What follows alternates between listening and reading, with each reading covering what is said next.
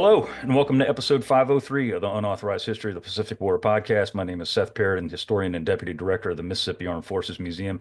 And with me, as always from now on, is my co-host, Jon Parshall, historian extraordinaire. How are you this fine week, John? Oh, just peachy, man. Just peachy. Delighted to be here as always. And I'm sure people who are listening in or watching just went, "What?" What? So here we go. All right, so there's been some developments. Positive, but before we get to the actual point of what I'm going to say, John, Bill, and I got an email, what, 2 weeks ago, I guess it was. Yeah, something like that. 2 weeks ago from a mutual friend of ours, historian in Canada named Michael Whitby. Mike is a good dude. He's a great dude.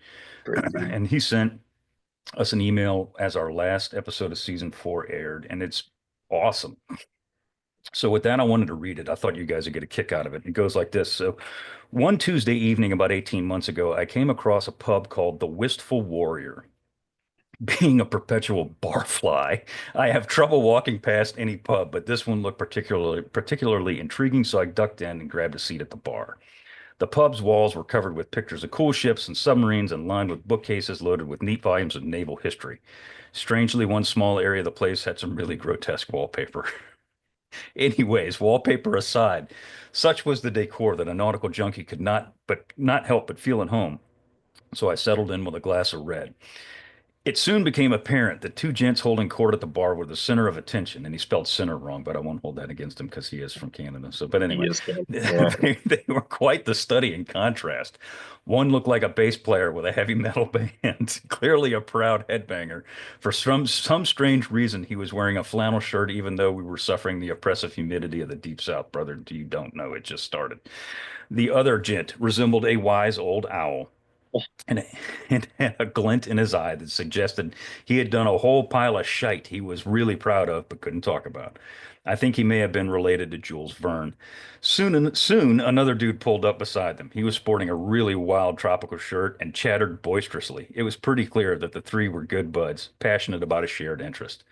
So one doesn't generally expect to receive much edification sitting at a bar, but that's what happened that night at the Wistful Warrior. Talking nonchalantly, the three gents opined on an episode that took place in the Pacific in World War II, the big one, as Archie Bunker used to proclaim. Knowing something about the subject, I listened intently as they prattled on about the war. It soon became apparent that they really knew their shite, and I often found myself thinking, I didn't know that. When the barkeep brought me another glass of red, I asked, "Who are these guys?" Don't know, but she said they show up every Tuesday evening to shoot the shit on some subject or another. The banter was enlightening, the setting comfortable, the wine tasty, and before you could say unauthorized, I became a Tuesday night regular. No matter how obscure a particular topic, the three dudes always laid out good smack. One night they got particularly animated talking about some barroom brawl. Worried that a fight was about to break out, the barkeep reached for her bat.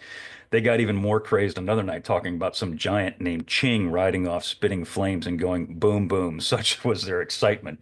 I'm pretty sure they had to light up a cigarette when they finished. Barroom brawls, giant spitting flames. Who knew war could be so cool? But sometimes they displayed a completely opposite reaction. Once they mulled over some island named Peleliu or something, they became incredibly morose and shook their heads in poignant frustration. Same with another tragic place called Iwo, as he spelled it, Iwo Jimmy. But in that conversation, the darkness lifted for a few moments when one of the brothers was embarrassed to admit he got lazy and took a bus up some mountain. Yeah, thanks. I appreciate that. It was even better when they talked about people. The wise old owl was always grumbling about some guy named Mac who apparently had an ego the size of the 51st state. And before anybody complains, Mike is from Canada and he wrote it. And who even went so far as to name a chocolate bar after his quest to get back to some place, as an astute barfly pointed out, who wouldn't have, that the chocolate would have melted since they were past the equator. Shirt Boy always turned red at the mention of some guy dubbed Howlin' Mad. I guess they were some sort of feud in the Smith family. They weren't shy about giving their feelings, and one time even busted the chops of some weatherman who screwed up the forecast, like that never happens. But they had their heroes too. The headbanger was an avid fan of some dude named Eichelberger, probably another heavy metalist, and all three always nodded their heads respectfully in admiration of another guy with a German name. I don't remember who it was, but I think it was named after an aircraft carrier. Whether prattling on about hard-fought triumphs or bitter setbacks, egomaniacal losers or respected warriors, the three gents made history interesting and relevant. So when the boys started talking, people would sidle up close so they could hear what they had to say. Soon there was a growing bunch of enthralled Tuesday regulars. One night, an academic historian tried to do a book launch in another area of the bar. He got no attention whatsoever from the regulars and grew increasingly pissed off as he saw the growing crowd absorbed with the three dudes at the bar and overheard them describing war with jargon like big boom boom and dudes. The waiter who served him overheard him grumbling, "Read proper history, you fools." I guess some just don't get it. And so it went on. And after roughly 150 weeks regaling us at the bar, Headbanger, Wise Owl, and Shirt Guy decided they'd better take a break to dry out. Fair enough. But when the lights turned off on their way out, I swear I heard them say they might try on the Battle of the Atlantic. Now that would be cool. I guess I'd better tell the barkeep to lay on more vino. That is Thank just, you, Mike. thanks, Mike. That really was awesome. Appreciate you. So, appreciate you. Appreciate all of you. So again, you're probably wondering where the hell is Bill? I'll let Bill tell you himself right here. Hey friends, Captain Bill here. What a wonderful tribute our friend, historian Michael Whitby put together there. And what a terrific job Seth did reading it. Is Wise Old Owl my new call sign? I don't know about wise, but I'm certainly old. We've talked about this before, but just over 3 years ago when Seth and I met while filming The Lost Ships of World War II for Fox, we were saddened that the show was canceled after only 8 episodes. We both knew there were so many more stories to tell, and we thought we had found some chemistry for Pacific War storytelling and wondered how we might continue to tell these tales. Seth says it was me who came up with the idea for the Unauthorized History of the Pacific War podcast. I honestly don't remember who it was, but we figured we'd try it for a few months. Nobody would watch, and we'd give up at least having tried. Well, as you know, that's not the way it worked out. 2.5 years later, and we've released over 170 episodes, most of them about 2 hours in length. That's a lot of content. And as of this writing, we have over 11 million views and more than 46,000 subscribers. When we started the podcast, our shtick was, just like Michael describes it in that narrative, we would cover the history of the war informally, like two guys sitting at a bar. That's exactly what we said we would do. We would certainly be covering serious, poignant topics, but we would also share whatever moments of levity we could ferret out. We would start in 1941, and we'd go chronologically through the war, and when the peace treaty was signed in September 1945, the podcast would end. But most importantly, we insisted that the focus of the podcast would be on telling the stories of the men and women who fought the war. This wasn't going to be about the technology, this was going to be about the people. Our objective was simple. We would honor those heroes who fought and died, to do what we could so their stories would not be forgotten. As we approached the end of the war and reminded folks that we were near the end of our podcast too, some of you intrepid stalwarts started a message writing campaign to try to appeal for us to continue the podcast. Eventually, we relented, figuring that we had skipped a whole passel of stories over the span of the years we'd already covered. So we began season 5 by going all the way back to 1932 and expounding on the roots of World War II, which actually began in the Pacific. But as we've said many times, this podcast is a whole lot of work. Seth does most of that work, but it's been fairly consuming for me too, generally taking a day or two out of my weekly routine. Yet it had been my intent to continue with Seth in this adventure until we ran out of stories to tell. Then 3 weeks ago, As I record this on April 19, 2025, I got a call from a very senior official in the Department of Defense who asked me to come back to the Pentagon and work for him on rebuilding our Navy. At first, I declined. I wasn't looking for a job. I was happily retired. But that official's response was, in essence, "You've been complaining about Navy shipbuilding for years, and now I give you an opportunity to do something about it, and you're going to say no?" He had me. He knew I couldn't say no. So I was back at the Pentagon less than a week after he called me, and was a government employee again in a couple of days after that.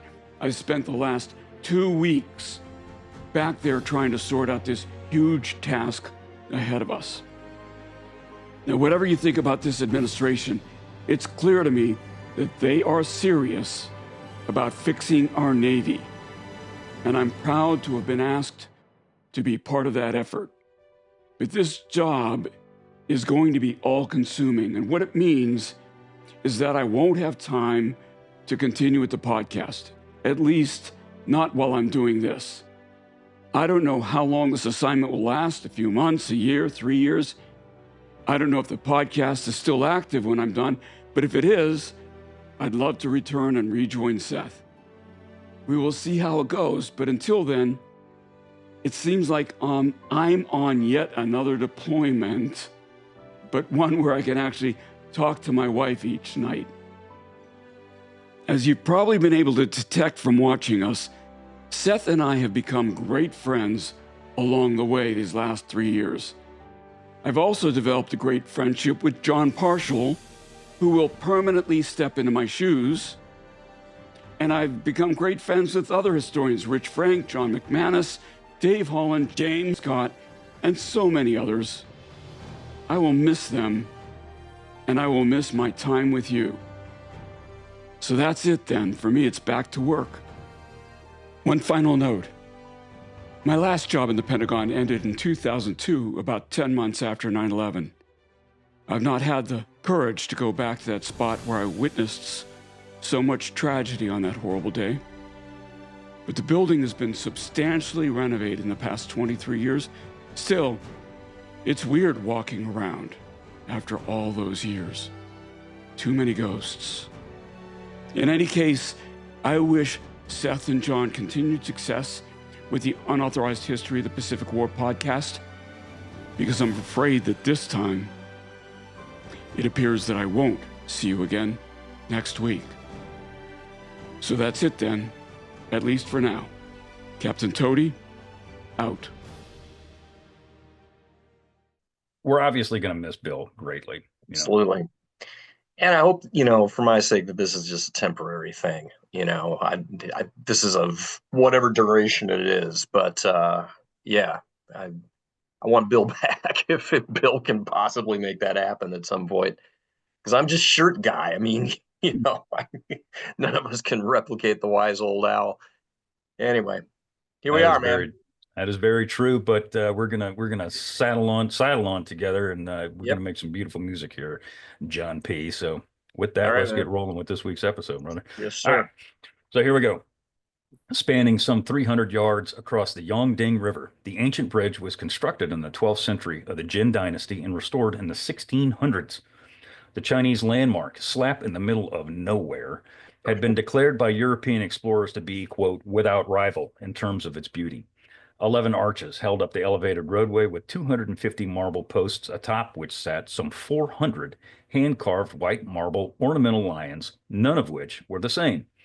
The bridge, known in the region and throughout China as the Luqiao Bridge, has since become recognized by the name of one particular European explorer, that being Marco Polo.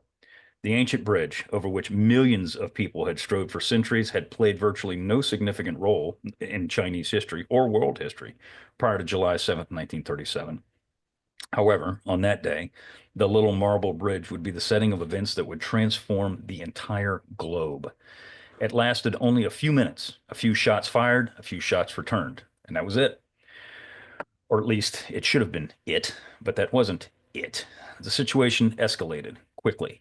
From a few rifle shots between twitchy opposing sides to artillery shots, the incident at the Marco Polo Bridge, insignificant as it may have seemed, sparked a massive increase of a war that had been lingering for years.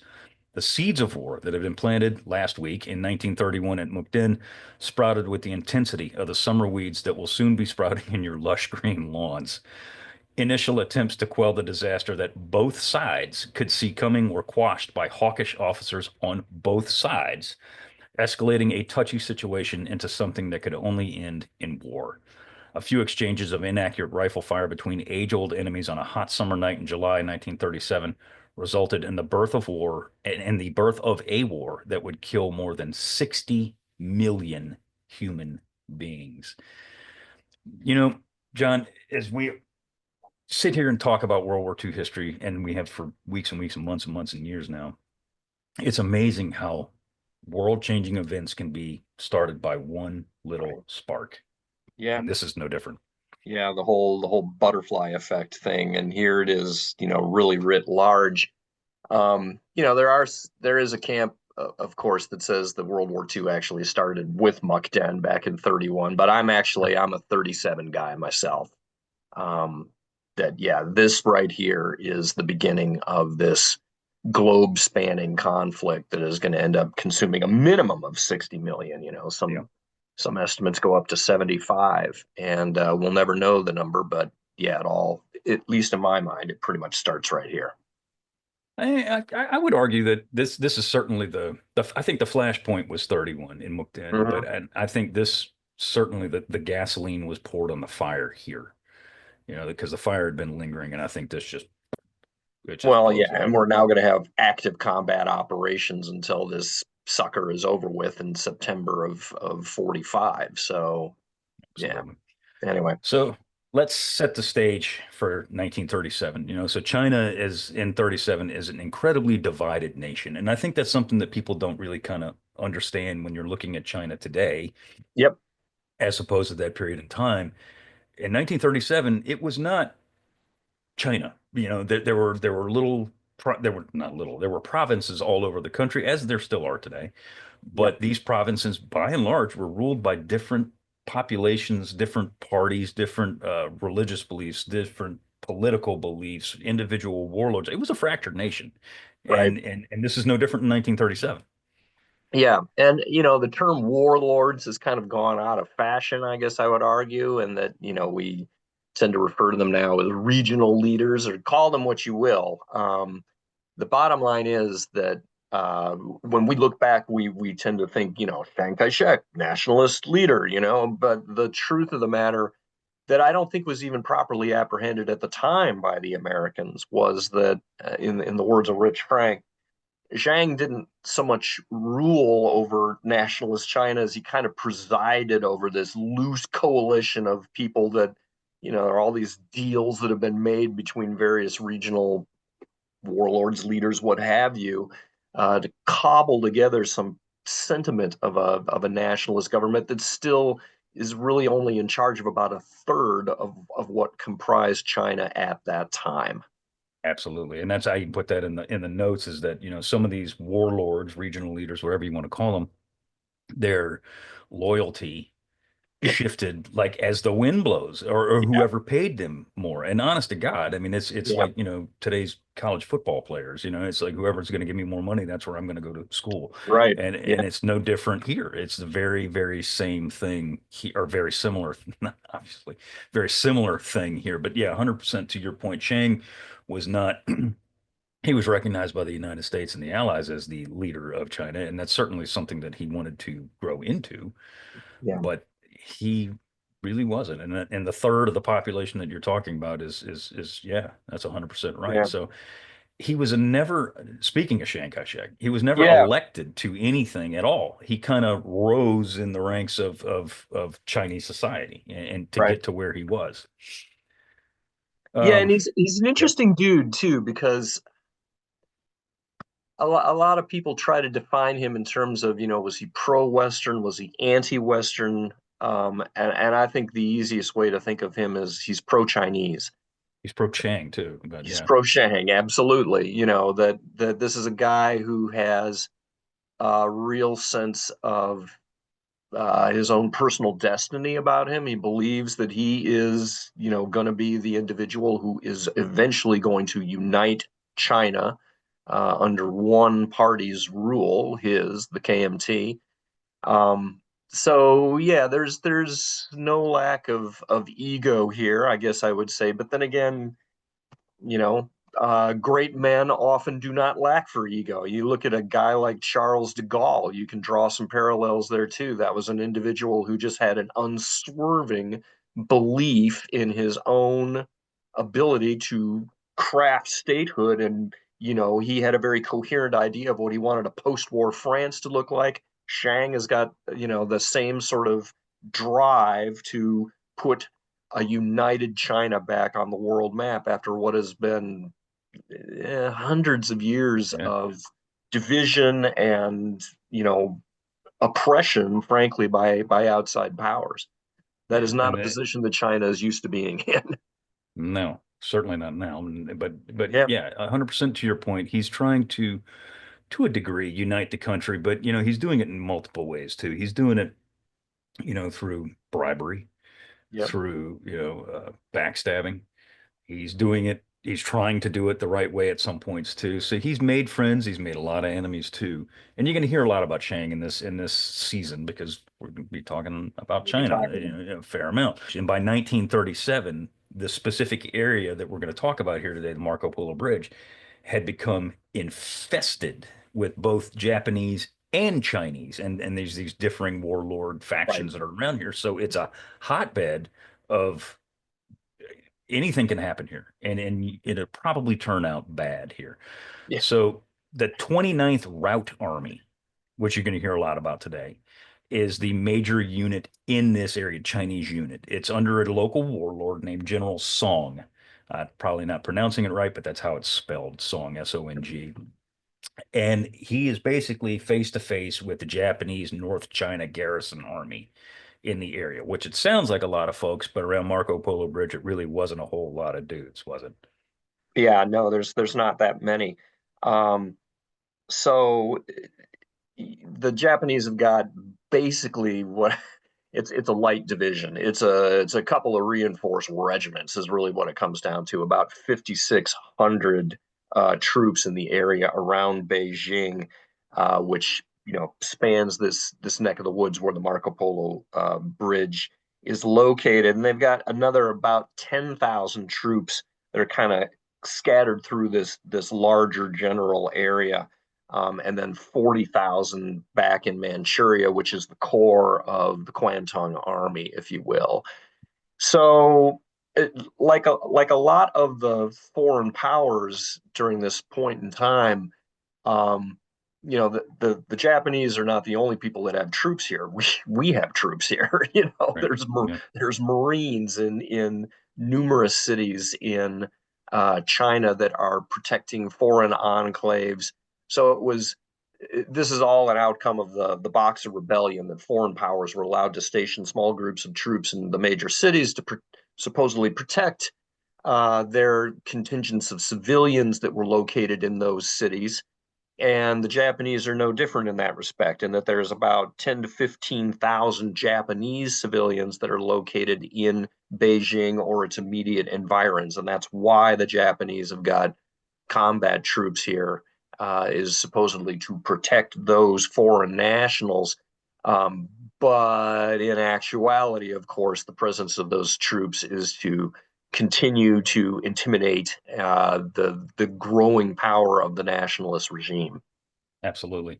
And exactly to your point, there's about 5,000, rough estimate, but it's about 5,600 Japanese troops in the area guarding those 10 to 15,000 civilians in the Beijing area, which, Yeah. as I put in the notes, includes the area near Wanping, which is where the Marco Polo Bridge stands still today, as a matter of fact, as Yep. well as an additional 10,000 scattered through the region. So the Chinese, while the Japanese, it doesn't sound like a lot of dudes compared to what the Chinese have. The difference is the organization. The Chinese have Right. about 75,000 military personnel in and around the region, which you're like, holy smokes, 75,000 versus 5,000. This is going to be a cakewalk. No, it didn't, because these Which, guys are fractured, like a yeah, plate when you drop it on the ground. They're all over the place. yeah, They're fractured. There's no central form of leadership whatsoever. So trying to wrangle all these 75,000 cats yeah. is like trying to herd 75,000 cats. It's not going to be very, very done very easily or very quickly. So, you're kind of And on your just own. yeah, and two, you have to give your props here to the Japanese army. When we come into 1937, this is a force that is extremely well trained. They have modern equipment by Western standards. They have very good field craft. They're good at night attacks. Their tactics are very sound. And so this is an army that can, generate, even by Western standards, appreciable volumes of fire. They have heavy weapons, they have artillery, they have tanks, and they, of course, have aircraft as well.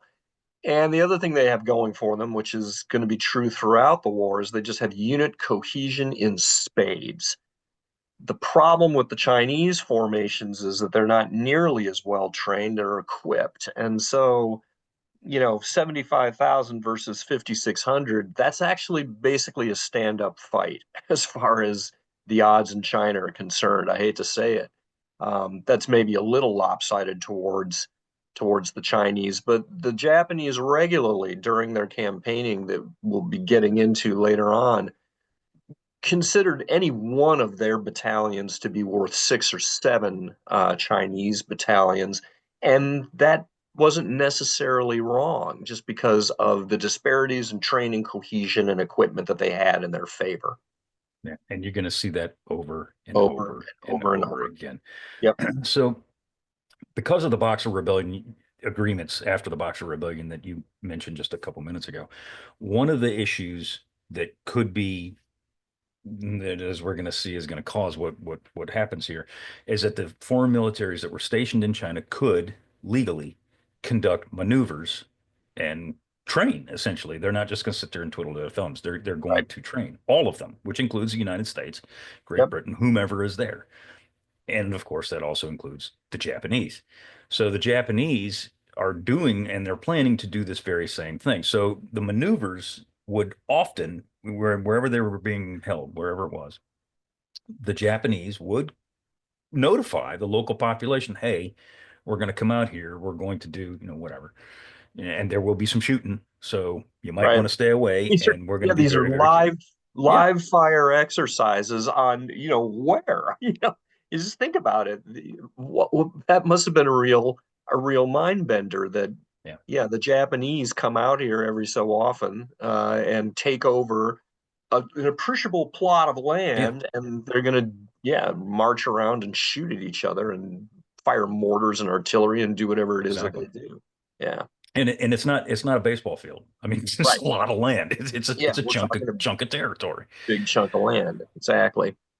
So the sight of foreign troops, especially in this Wanping area, the sight of foreign troops, specifically Japanese, outmaneuvering, doing training, live fire, was not an uncommon thing. So it's not like, this took people by surprise. Yep. They were actually kind of used to seeing it. And as I said, the Japanese would generally notify the population, just like they do here at Camp Shelby. Oh, hey, we're live firing today, so you might want to, if you hear Yeah, anything go boom, just be right, aware. And right. it's no different here. Um, Except that however, in China, it's a constant reminder that you're, yes, that you have foreign powers on your soil that are basically, yeah, contemptuously riding herd over your national sovereignty. But other than that, it's pretty exactly. Well, normal. and that was exactly what I wanted to get into. And even though the Japanese were technically doing the right thing, they still are on foreign soil, and Right. they're shooting guns in foreign soil. Yeah. Bad things can happen, when a stray round goes here. And the tensions amongst the Chinese and the Japanese specifically, Yeah. especially the Chinese and the Japanese, were exceedingly high. Why? Manchuria. Yep. I mean, the Chinese population was keenly aware of what was going on in Manchuria. As we said last week, Chiang had made a big deal, and rightfully so, over the Mukden incident, and that fed that information to the population. So they were aware that the Japanese were there. They were aware that they were on Chinese soil. So they were not pleased about it in any way, shape, or form. Yep. Numerous outbreaks of violence had occurred since Mukden, and all that settled down in 1933, but there had been numerous outbreaks between then and 1937. Most of those outbreaks that had occurred had been settled by cooler heads, shall we Yep. say. And local commanders as well. Yeah. Typically didn't have to go up the supply chain. There would be, somebody at the local level who'd like, oh, let's not go there. So Exactly. So, but still, the population was, as I like to say, it was on a razor's edge. yeah, They were on a razor's edge. yeah, for So sure. by July 1937, near Wanping specifically, the situation between the Chinese and the Japanese was riding that razor's edge of violence. Yep. Um, on the night of July 7th, 1937, the Japanese had scheduled a night maneuver, like we talked about, near the railway line, which was just outside of Wanping. And again, you say railway line, why do they do it near railway line? And if you recall, the Japanese had built a lot of the Chinese railway lines, a Mm, lot of them. So they felt, and I guess to a point, you could almost say rightfully so, that they had a right to defend those railway lines because it was Japanese money that had built those, a lot of them, not all of them, but a lot hmm of them. So this maneuver was going to be just like 99% of the other ones. It was going to be a live fire maneuver at night, which is always dangerous, in the proximity of the walled village of Wanping. It would not theoretically have caused any major disturbance, or at least nothing more than night live fire maneuvers would. There was only one issue. Yeah, I say that in jest, but it's true. Right. You know, there's only one issue here for whatever reason, and we don't. I mean, if you know, please let me Yeah. know. The Japanese didn't say anything to anybody. Right. Usually they did. This night they did not. So the unit that is involved, Japanese unit, that is involved in this is the 8th Company of the 3rd Battalion, 1st Independent Infantry Regiment.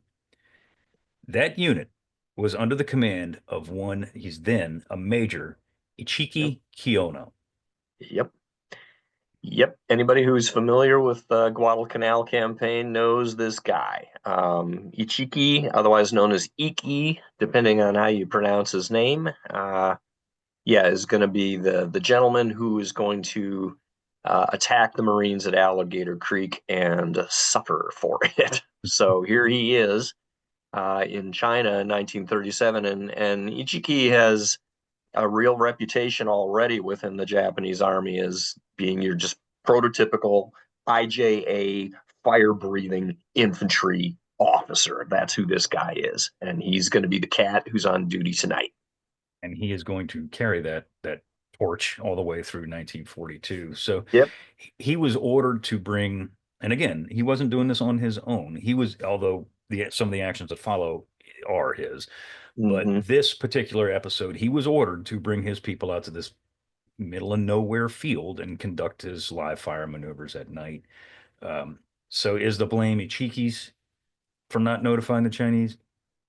Don't Who know. knows? God, Yeah. nobody knows. Nobody Yeah. knows. Chinese soldiers that are stationed or garrisoned rather in Wanping had set up positions near the Marco Polo Bridge and along the other side of the rail line that ran nearby the bridge. So, and you got Chinese soldiers who are already twitchy on one side, and you got Japanese soldiers who are going to be conducting live fire at night on the other side. Bad things are more than likely going to occur. And And that they is, did. yeah, that is exactly what happens. The Chinese had manned their positions that night. Usually they did not. So it's like a snowball of crap Yep. that is just rolling downhill right now, and Yep. everything's going to go, it's gonna Go light up. pear shaped. Yep. Yeah.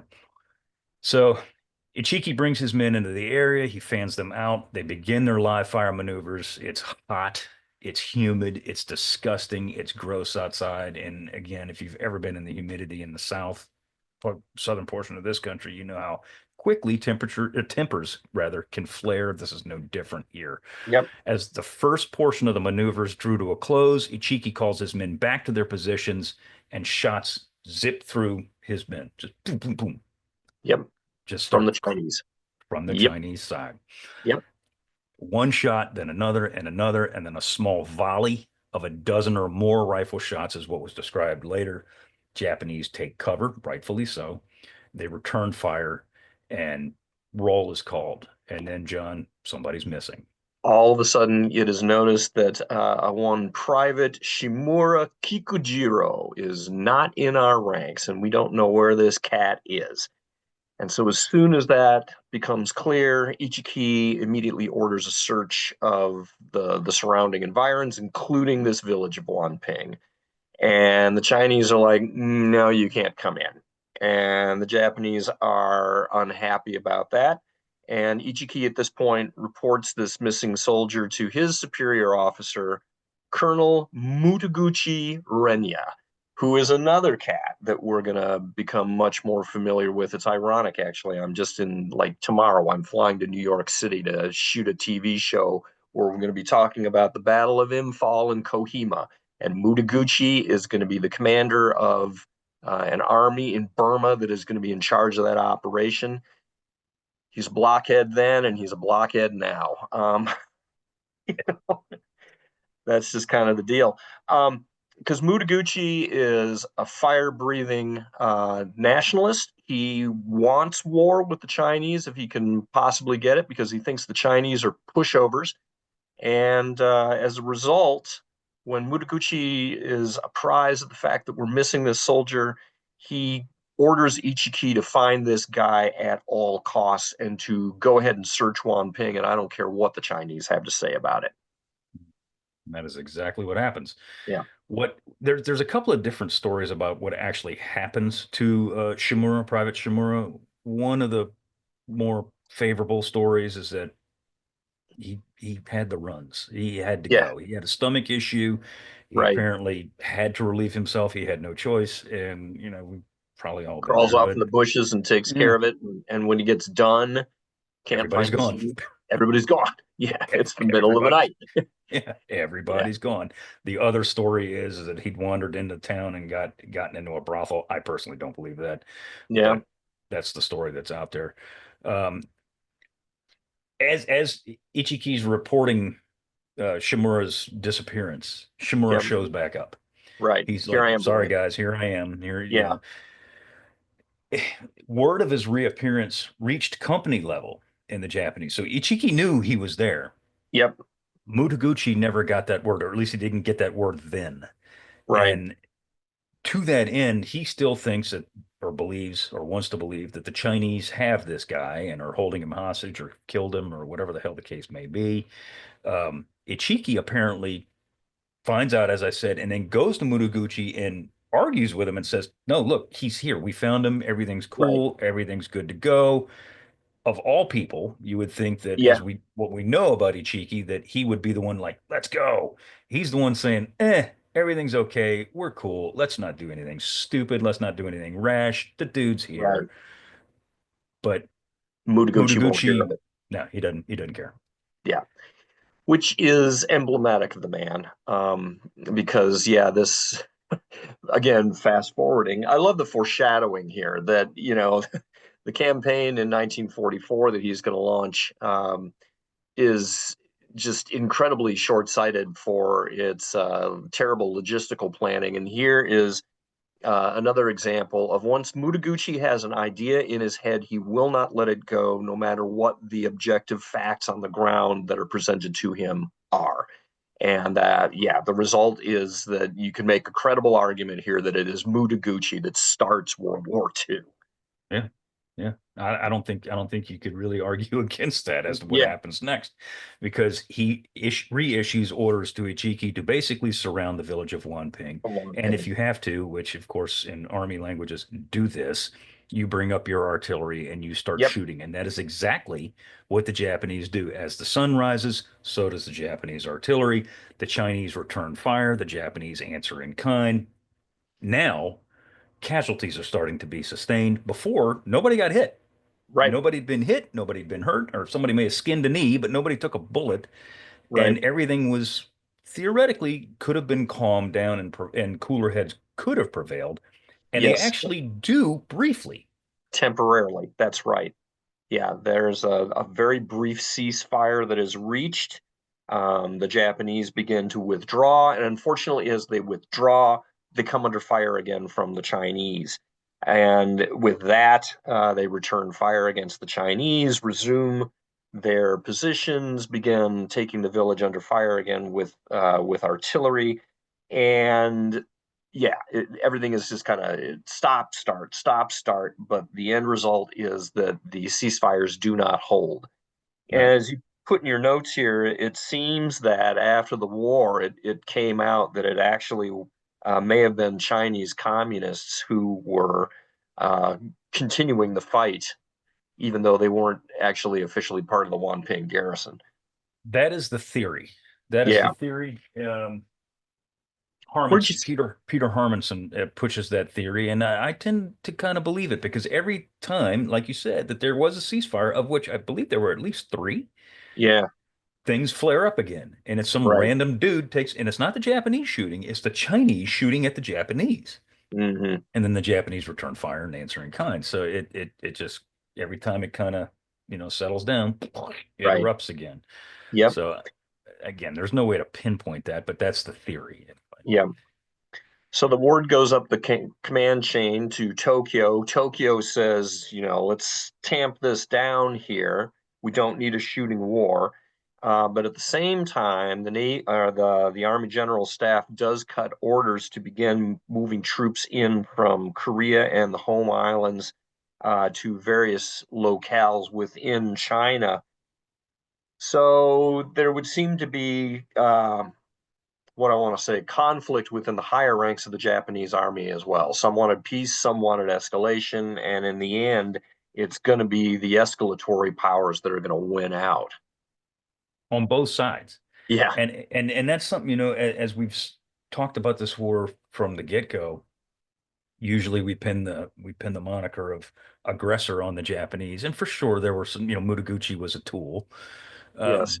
But And they are in another person's country, no doubt, no and they've doubt. And I'm not stolen taking up for him. Manchuria. Yeah, so Right, right. But the yeah, Chinese are feisty. They right. are feisty. So at the same time as all this is going on in Tokyo, things around Wanping and Marco Polo had actually started to quiet down. In Beijing, however, where Chiang Kai Shek is, things had Yep, not quieted down. On July the 9th, which is 2 days after the incident, Chiang decides to send no less than four divisions to the border of the province near Beijing in an effort to avoid another Manchuria, which yep, you can kind of understand for sure. Should the Japanese want to use the Marco Polo Bridge incident, which is what it's being called now, as yeah, an excuse to escalate the events that are already there? In yep. his diary, Chang writes, "We will not shy away from war," unquote. What's going on here is that from a domestic political standpoint, he understands that the Chinese population will not stand for another Mukden. Exactly. That in the intervening few years, we've reached a point now where it's kind of put up or shut up.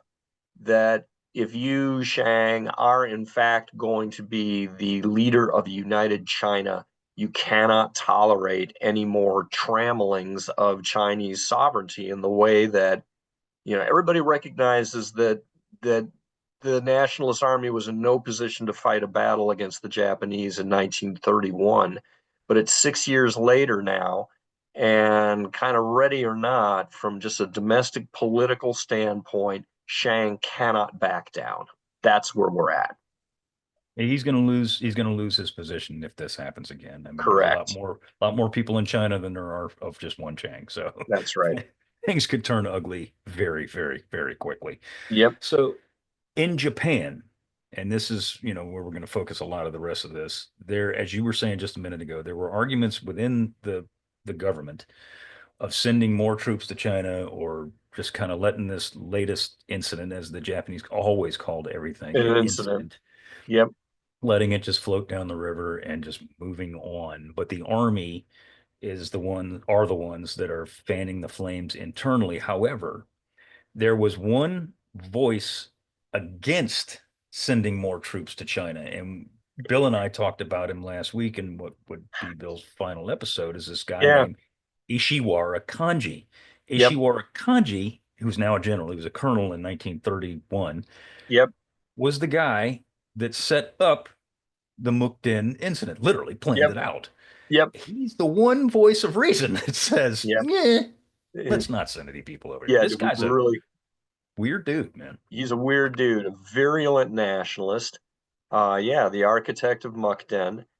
And yet, at some level, he perceives that, okay, it's one thing to grab Manchuria, it's quite another to try to declare war on or wage war against all of China, that is just a much bigger animal.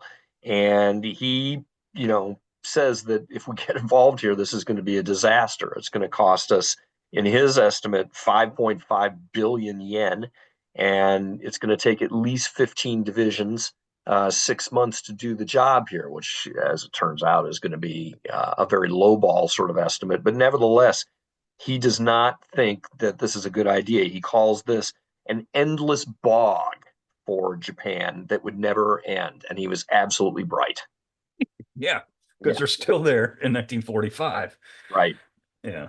So his, again, of all people, not the kind of words you'd hear from this guy, but he had very, very few allies. And as I put in the notes, his words, as prescient as they were, Yep. fell on completely deaf ears. The Imperial Japanese Army wanted to fight, the vast Yep. majority of them, I should say. Yep. Hirohito's brother, Prince Takamatsu, wrote in his diary, and I quote, "The mood in the army is that we are going to smash China," unquote. And I think that's a very accurate assessment. Right. Yeah. Well, and it goes to show you too that the emperor and his brothers are, that they are all the products of military education. These are guys that are all deeply interconnected with either the army or the navy. And so, yeah, his brother has a very good sense for what is going on within the army at this point and what the army wants to do. And understand too that we got all these junior officers that are within the army that are used to being able to exert undue upward pressure on their superiors. You can kind of look at the Kwantung army as being this sort of little petri dish of crazy nationalists that get their way in the Kwantung army, and then they go back to various staff positions within Japan, and so it's a cancer. It's infected the entire army at this point, and so substantial portions of the army at this point do want to go to war in China because they think they can get away with it. They think that China is basically going to fold once again, just like they did back in 31. They're not going to fight us. And even if they do try, we're way better than they are, and we're going to get our way regardless. So, yeah, got a problem here. Take it while you can. Take it. And the thing, something that I want to do that we're going to do this season specifically is we're going to pin a lot more of the blame on Hirohito where we can. Fair. Because everybody's, oh Yeah. well, no, he was complicit with 95% of what goes on here, and even if it went against, if even if it happened without his authority, he later endorsed it, and this is one of Right. those times. He says, as I put in the notes, he was on the fence. Actually, his major concern, Hirohito's major concern, was how much it would cost, which is understandable, Fair. and how long it would take. And the key, I think, to me, is the latter portion because he was assured by Army generals that the fighting in China would only take 2 months. All wars start like that. We're going to whip Yep. the Japanese in 6 months. No. No. Uh, yeah, and was told that Japan, quote, must exploit this opportunity to annex territory to eradicate once and for all the roots of future difficulties, unquote. That is what the man Which was is, told. yeah, which is a vague war aim if ever there is one. And we're going to talk Yeah. about, yeah, we're going to get more of these as we go into this particular incident as well. The Japanese did not enter this thing with clearly formulated war goals. How do you know if you've won? You Right. know, what is your act? What Exploit. is, yeah, what are you trying to capture? Yeah, I hate to say it, but there are analogs here with the war against terrorism. How do you know if you've won that too? Same thing here. We don't have clearly defined goals where we can measure our success or failure. And the result is that we're going to have this open-ended conflict as a result of it. So anyway. The territory that they are trying to annex, and I keep using air quotes because that's what the Japanese say. Yeah, right. Uh, it lays on the planning tables, wasn't the area around Marco Polo, which you would think because that's where they were attacked, but extended far south of Beijing to include Beijing, which, by the way, is Chinese capital as Yeah, well. right. Officers within the Kwangtung army, specifically those in Korea and those at home, agitated for expansion of the fighting because this is an army, it's a rebel army, essentially, is what it is. Japanese press, and this is something I like to bang on. Japanese press, like during the invasion of Manchuria, fed the public misinformation designed to incite the Japanese populace against the barbaric Chinese. Yep. Further fanning the flames, the press fed the public stories of tens of thousands of Chinese on the march, which technically It's they true. were. They Yep. were heading towards North China and Manchuria, which they weren't, feeding Hmm. the public's fears that their army, the Japanese army in Manchuria and the Japanese colonists, of which there were tens of thousands living there, would become victims of the Chinese. So this is just fanning the flames in Japan Yep. too. The populace is now like, yeah, we got to fight these people. Yep. Yep. So the civilian government, meanwhile, is trying to de-escalate things, but as we can foreshadow, their the efforts are going to come to naught against the military because it's the military within Japan that really is calling the shots at this point. But at least three times, the Japanese send emissaries to China, or at least plan to send those emissaries. But the bottom line is that they don't have much good. So, in a particularly interesting incident, Prince and Prime Minister Konoe, who is a member of the royal family, plans on sending an emissary over to Japan, and code breakers within the Imperial Army break the code, learn of this mission, and then arrest Konoe's emissaries before they can go there. So again, the army is a law unto itself at this point within Imperial Japan. They are ruling with an iron fist. Yep. It has become a military totalitarian state within Japan at this stage. I think Yeah, that's not an inaccurate statement. that's what we got. Um, So getting back to Chang briefly, Yep. Chang knew by now that if he goes to war, like if he says, okay, fine, this is it. This is the hotbed. This is the match that's going to spark the flame, whatever analogy you want to use. He's going to have to do it alone, Right. which Because frankly, The Americans are not going to be coming to the rescue at this exactly. point. We Nobody are is. Nobody is. Yeah, 1937. We're still in the midst of the Great Depression here. Our isolationist politics are at their apogee, I guess I would say. So there's no real ability for FDR, as sympathetic as he may be to Chinese interests, to directly impact this conflict. It just ain't happening. Yeah. And those Chinese troops that we said, well, that the Japanese press said were moving towards Manchuria, they weren't, but they were moving troops. They were moving, some 75,000 of them or so, Yeah. moving towards the areas around Beijing to protect that area. So there were Chinese troops on the move. Um, Tokyo, once that word does filter over to Tokyo, Tokyo now doubles down and orders the Kwangtung army and troops in Korea to begin to deploy because they Yep. feel that the Chinese are coming to attack them, which maybe not.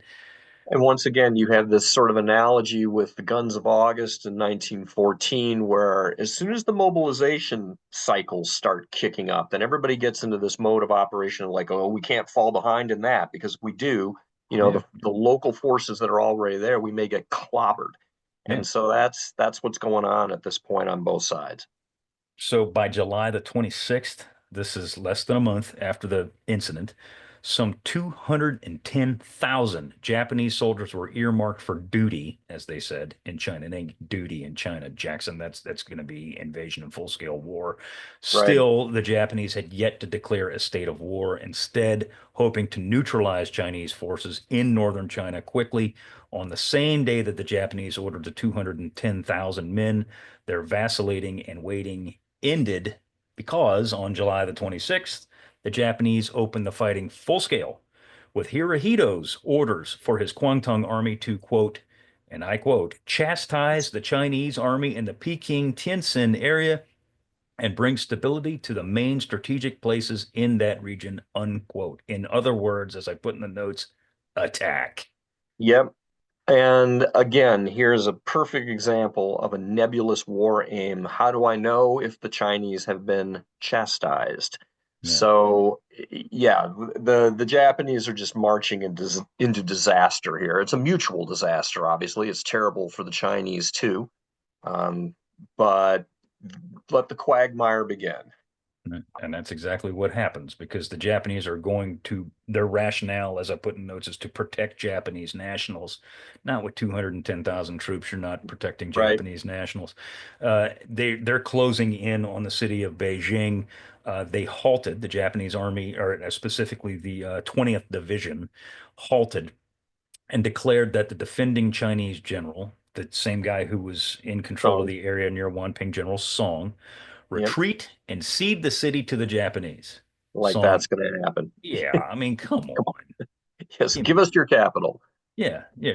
No. Turn over Washington, D.C., and we'll stop. Yeah, Please. Not going please. to happen.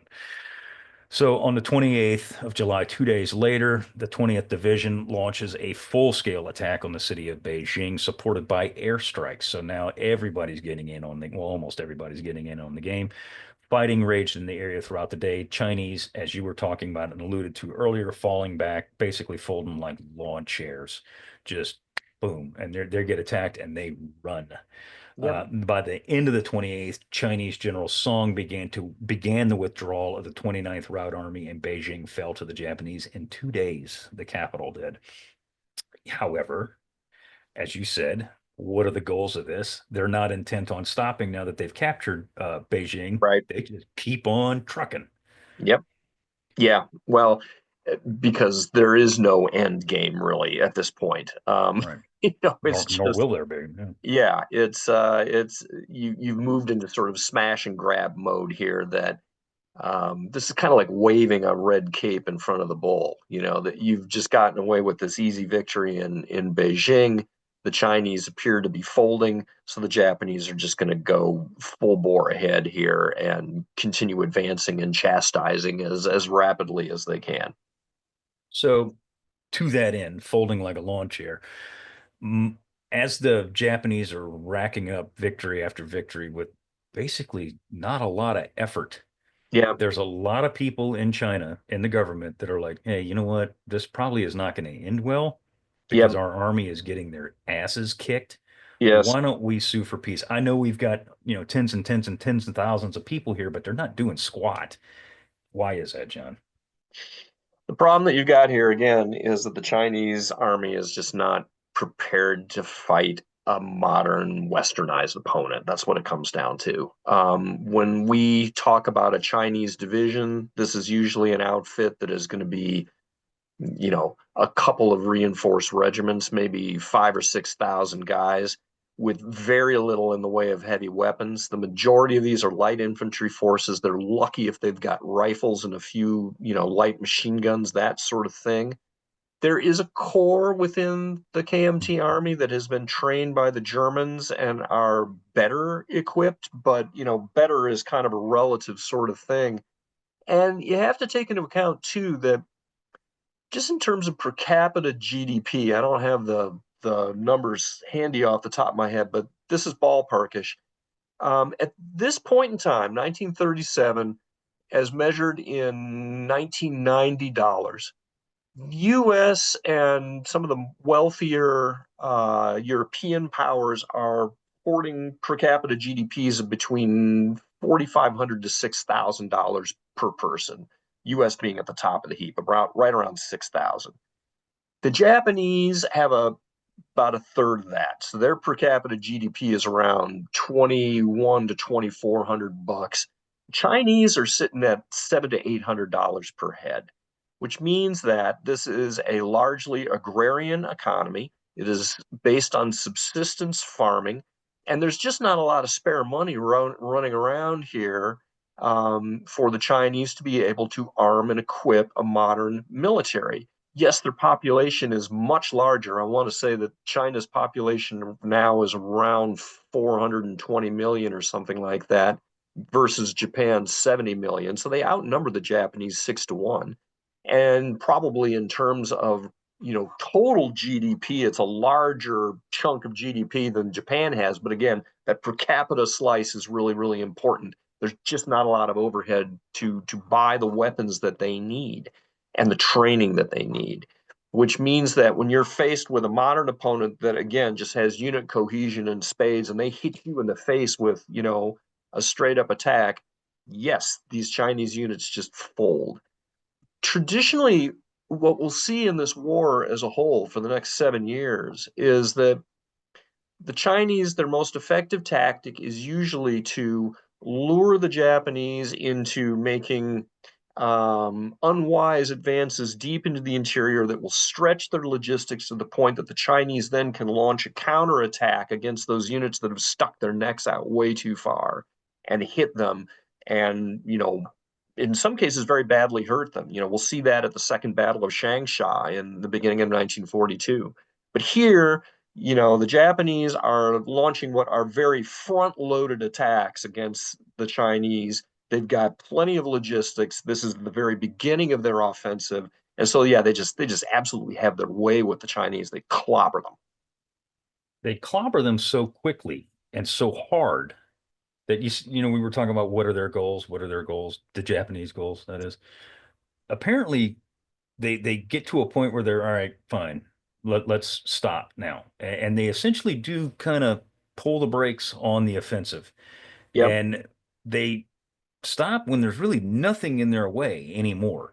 So one would think that, the situation may have calmed down, but as we talked about earlier, Shang is keenly aware that any sort of Japanese aggression on Chinese soil is going to probably end with his head being cut off.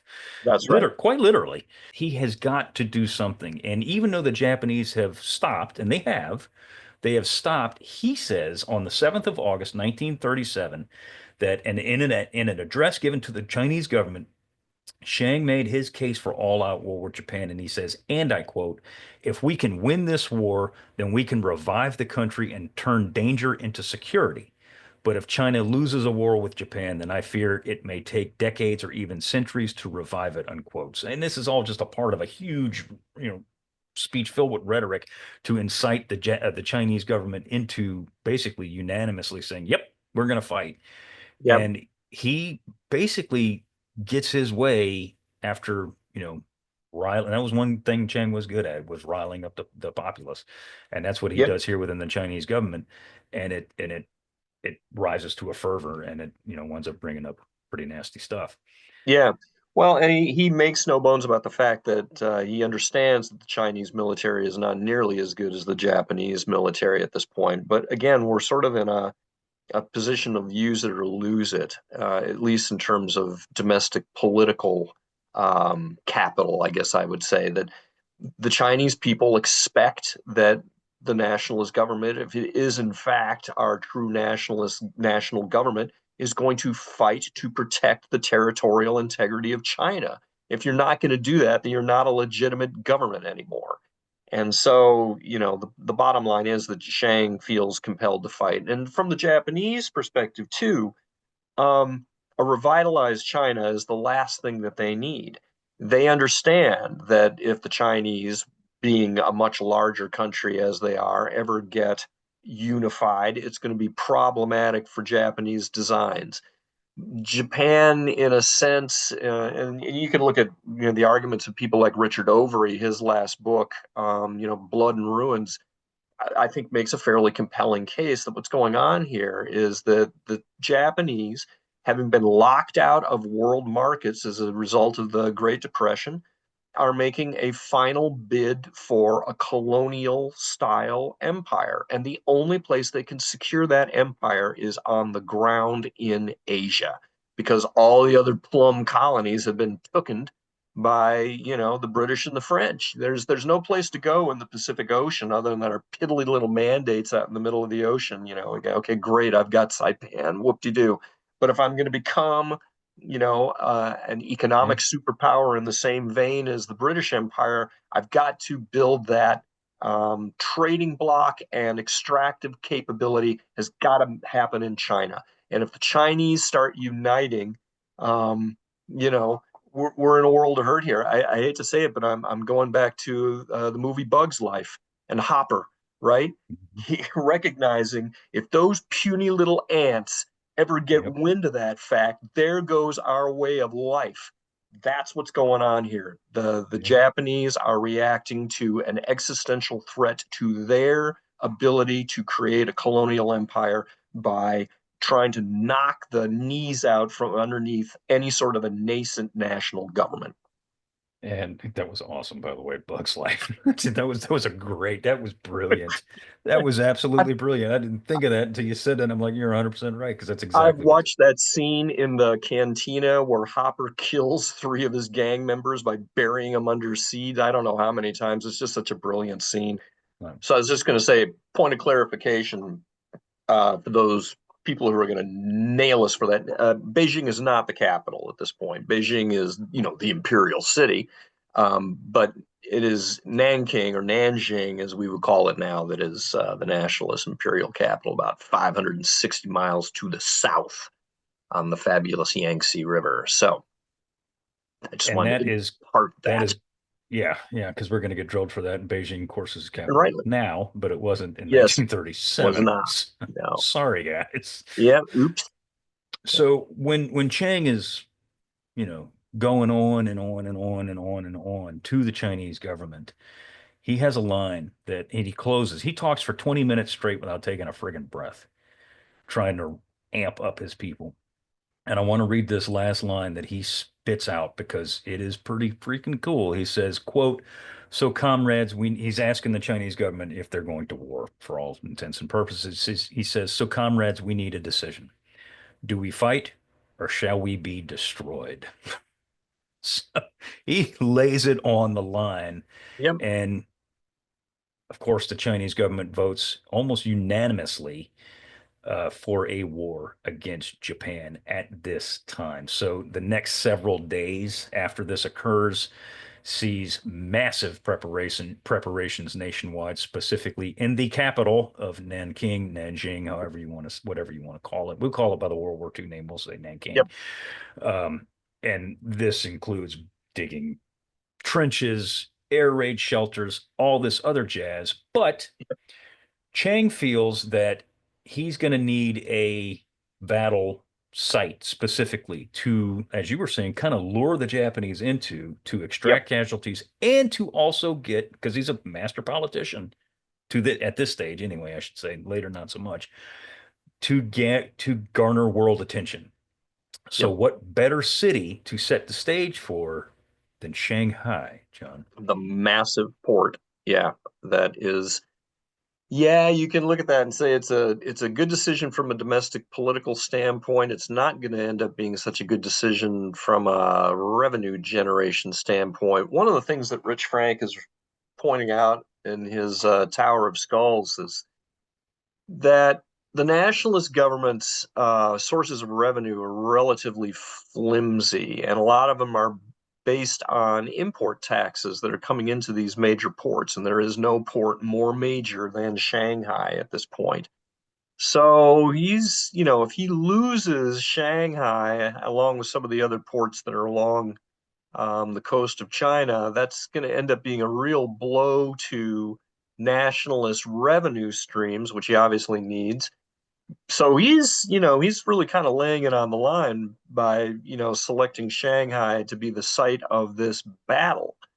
But he reasons that if he can lure the Japanese into a large urban combat, that first of all, since there are foreign enclaves in Shanghai, of course, it being the biggest trading port in China. There's going to be a lot of newspapers in Japan or in Britain and America and Germany and other places that are going to be, seeing these headlines about what's going on in Shanghai. And so that hopefully will garner some support worldwide as well. Um, and it also potentially puts those foreign enclaves at risk. And who Sure. knows? Maybe he gets a shooting incident out of that as well. If the Japanese start going in and killing a bunch of U.S. Marines by mistake or something like that, he might get lucky and get U.S. involvement out of this. But for whatever reason, he is going ahead and he's going to kind of bet the ranch here on a battle in Shanghai. And that's, as we're talking about it, this is where really where most of the Western eyes start looking. So his goal of trying to garner international attention, Yep. because most of this, like Marco Polo Bridge, barely made a fart, in Western newspapers. We really Right. didn't, honestly. I mean, it was like, Yeah. whatever is happening again, big deal, Right. Right. BFD, but it wasn't that big of a thing, big of a thing. But exactly to your point, if the defecation hits the ventilation in the international element of Shanghai, where there's U.S., Great Britain, the Dutch, Everybody. everybody's there. French. It's going to start to bring attention, both positive and negative. And this is exactly what happens. If you start looking at U.S. newsreels, and I know we're going to do some archival stuff here in the next couple of weeks, Yeah. you, this is when it really starts. Americans start to go, "Ooh, this isn't cool." Yeah. And not only does the United States population start to say, this is not cool, Franklin Delano Roosevelt also starts to say, this isn't cool. And if you Yeah. don't start cooling off, there's going to be some ramifications to the Japanese, ramifications to your further actions, if there are any further actions. Of course, we all know where that goes. So Yeah. this is a huge thing. Yeah. And the other thing that ends up happening as a result of this, of course, and we'll get into this is the beginning of what you might call the Chinese PR campaign. It's going to turn out to be enormously effective, at least in terms of domestic U.S. consumption. The other thing that I noted here is that urban combat hopefully should give the Chinese army a bit of an advantage against the Japanese in that as the Soviets discovered in Stalingrad, if you can keep your forces in close contact with those of the enemy, it negates a lot of their ability to employ heavy weapons like artillery for fear of generating friendly fire casualties. Urban combat is a real equalizer. You have an opportunity here as a lower tech army to generate significant numbers of casualties amongst your higher tech enemy because it really all comes down to, grenades and small arms and up close and real personal kind of combat and negates the Japanese advantages in firepower at least somewhat. So if the Chinese army can actually pull this off and have sufficient cohesion to fight in that environment, they could potentially really bloody the Japanese. The Japanese, like you put in the notes here, they start lining up. The IJN now starts to get into the party. Yes. Yeah. And they're lining up the Japanese Navy's coming to play, and the Chinese have nothing to Yes. stop them. Yeah. And this is a tremendous advantage, of course, for the Japanese. They have one of the most powerful navies in the world. And not only that, but they've got naval aviation forces as well that are going to come into play in this upcoming fight against the Chinese. And so yeah, again, it's really tough to see who has the advantage here. From Shang's standpoint, ex post facto, we can say that there were things in favor of fighting in Shanghai and things against fighting in Shanghai, and certainly the Japanese Navy is a something in the negative column in that regard. To that end, on August the 8th, 1937, two Japanese sailors were murdered in Shanghai, and Japanese officials demanded that the Chinese abandon the city. Again, not Yeah, happening. No. no, not in no, no. Not Yes. happening. Not happening. On the 10th of August, in response to the killings, Japanese Naval Minister Yanai demanded that Japan step up its aggression in China and attack Shanghai, which, as I put in the notes, had yet to been planned for. They didn't have a plan to do so at that Right.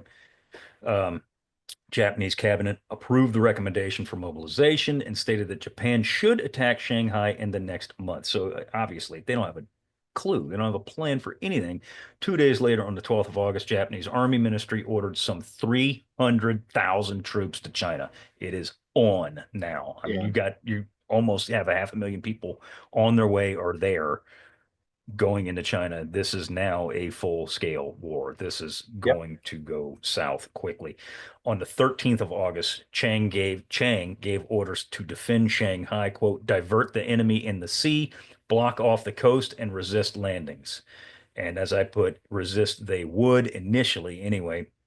Skirmishes break out amongst the infantry, and within hours, the Japanese warships that had been lining the coast, they start firing into the Chinese sections of Shanghai. And this is a snafu of biblical proportions here, that the following day, Chinese airstrikes go to target the Japanese ships that are shooting into Shanghai and completely miss. And Yeah. not even close, man. Yeah. They dropped their ordnance in the friggin' city Yeah. and went up killing over 1,000 civilians. I mean, the Chinese Air Force is a laughing stock in 1937, but I mean, this is pathetically bad. Yeah. The Japanese start getting into the airstrike business here too, and this is where some of these, some of the famous photographs from the fighting in Shanghai occur. Which, a week or so ago, you and I were talking about, that famous picture of the baby in the train station, Yep. which was more than likely staged. But I mean, the Yep. destruction of the train station is very, very real, and Right. this is done by the Japanese, and they're flying naval aviation coming in here to hit these targets out here, and this is among the first strikes of the IJN Yep. fleet air arm, if you will. Right. And some of these are operating. Yeah, as you put in the notes, that this is the first transoceanic bombing strike in world history.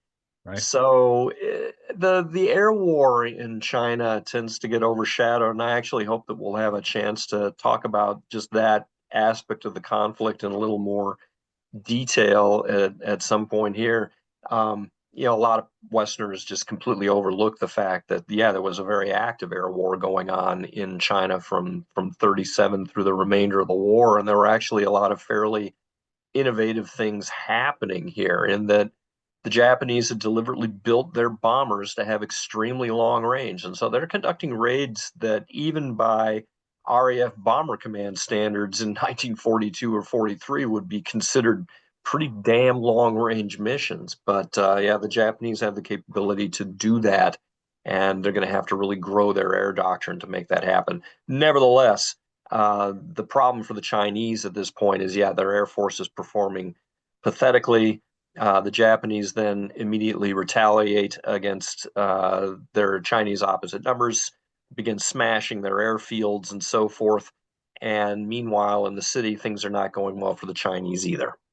Not at all. One of their first assaults, yeah, I mean, it's an assault, it's an offensive against the Japanese on the outskirts of Shanghai, run headlong into hardened Japanese defenses, which I find to be ironic, and we can get to that in a second, is the Chinese are just sending their infantry right at these Yeah. prepared defensive positions, and the Japanese are just cutting them down like, Yep. corn in a field, which are the same kind of tactics that the Japanese employ in Guadalcanal in 1942 over and over again. So it's kind Yeah. of ironic here. But these first initial assaults by the Chinese fail miserably. It won't be the last time. They do gain some success the following day. They do go house to house, block by block, pushing the Japanese back. However, as they fall back, they being the Japanese deploy tanks and armored cars, which do stop the Chinese attacks because they really don't have anything to They don't have deal any with AT that. weapons. Yeah, No, or exactly. They nothing can't of any deal with that. substantial, quantity anyway. Well, and, Um, and what you see here too is that they also don't have the even just the raw infantry tactics to deal no. with exposed armor, because tanks are terribly vulnerable to infantry attacks if they are not supported by friendly infantry. And I don't see anything here. I haven't read the accounts really closely, but The fact that Japanese tanks were able to stop these counteroffensives in their tracks demonstrates again a lack of training on the part of the Chinese infantry, I think, In a city, in a city. you have armored vehicles Yeah, in a city yeah, where which they is are extremely vulnerable. a death trap in many Yeah. cases. Yeah, And they stop these attacks just cold. Boom, cold. shut them down right there. Yep, So the fighting goes back and forth and back and forth and back and forth for days, really, and no side gains an upper hand. It actually becomes a bit of a stalemate for a while, reminiscent of World War One. They quite literally start digging trenches in in the the damn middle of the city. streets. Yeah, Yep. yeah, and it just kind of sits there and hangs out. Um, by the 18th of August, the Chinese had called off their offensive to oust the Japanese because the casualties had been, so high. And this was a mistake right from the get go. They should have let the Japanese come at them. You want to be on the defensive in an urban environment, not take the offensive against your opponent. And to that end, what the Chinese didn't know because their intelligence was completely lacking is that the Japanese forces inside Shanghai, which primarily were Japanese naval landing Naval forces, infantry. Yep. they were barely hanging on. Like they Yep. were hanging on by their fingernails. So theoretically, if the Chinese had continued that push, they very likely would have pushed the Japanese out, or at the very least, pushed them damn close to being out. Yet they did not. They did not realize how close to collapse the Japanese were. 3 days after the Chinese call off their offensive, it's too late now because the Japanese send two more divisions that land in or near Shanghai, reinforcing the Japanese that were already there. So any opportunity to eradicate the Japanese in Shanghai is gone now Yep. because now you've got two more divisions of Japanese there, and I believe this is straight up IJA infantry, and they're not going to give up that town very easily. So Yeah. it's it's And it's they begin the process of isolating Shanghai, cutting yep. it off. It had been an urban brawl specifically against these naval forces that were kind of isolated in the city proper. Now, with more troops on the ground, they can afford to actually draw a cordon around that city and cut it off from further Chinese reinforcements. On that same day that the Japanese land those guys, Hirohito, and again, we're going to call him out wherever we can, he changes his stance. He escalates. He wants to escalate things here. He personally orders the formation of the Shanghai Expeditionary Army and hand selects its commander, Lieutenant General Matsui Kawane, to stand and fight and capture Shanghai. Those are Hirohito's orders. The Mm-hmm. following day, Japan's Foreign Minister Konoe, is it Konoe? Konoe? Konoe. Konoe Konoe. Yep. formally abandons the government's non-expansion policy and adopted the purpose of waging war to, and I used again the quotes, chastise Chastise. China's armed forces, whatever the hell that means, which means basically Right. eradicate them, kill them all. Yeah. He said, and I quote, the empire, having reached the limit of its patience, has been forced to take resolute measures. Henceforth, it will punish the outrages of the Chinese army and spur the Nanking government to self-reflect. Unquote. Self-reflect. Yes. In So other words, yeah, we expect you at the bargaining table. That's how we will know that you are self-reflecting. Is kind of what it comes down to. we've gone back and forth in this episode. We've made it, at least I hope, we've made it abundantly clear that, both sides have blame here. Right. Do you think, as I put in notes, Japan is in the right here at this stage? I mean, they're expanding their territory, but I mean, be curious to hear what you think.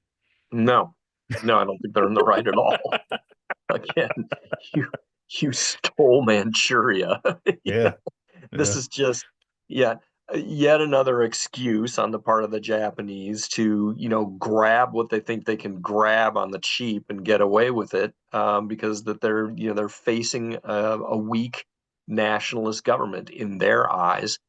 So no, this is a classic application of might makes right, in my opinion. And it's interesting to me too. You mentioned that Navy Minister Yonai is the guy who really, escalates the situation around Shanghai. And in 7 years, we're going to be looking at Yonai as a potential peacemaker.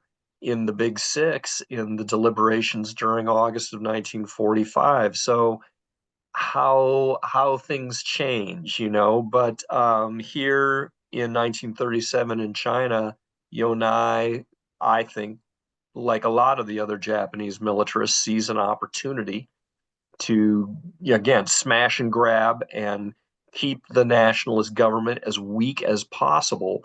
And they're not going to let that opportunity slip. Where do you come Mm-mm. down? I mean, do I think that they were in the right for putting more people in there? No, no, I'm 100% against this whole thing. I think the Japanese were in the wrong from the get-go, yet the Chinese didn't do anything to, you know, Diffuse it. diffuse the situation.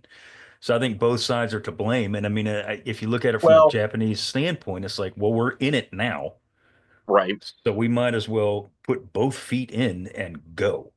And Again, that's exactly what they're doing.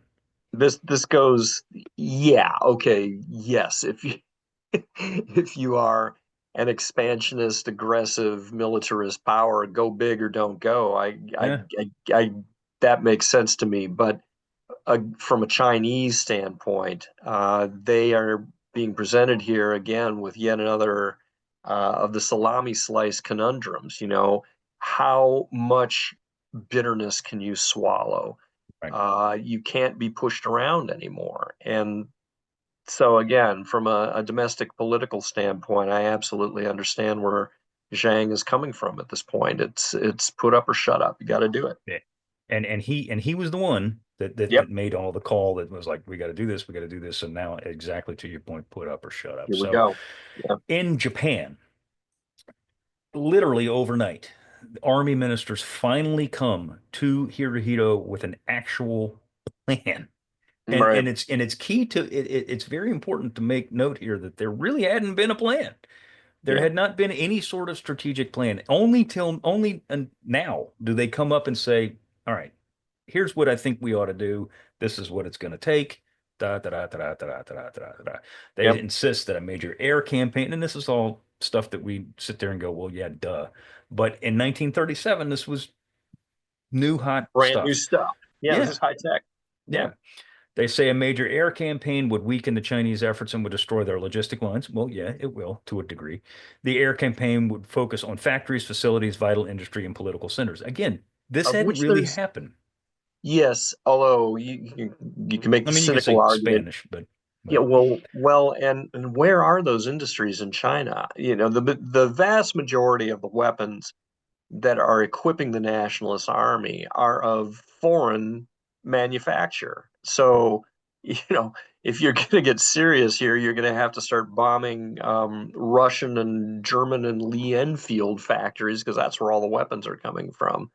a lot of Chinese, the good. yeah, I grant, the Chinese obviously have to support that army with foodstuffs and other supplies.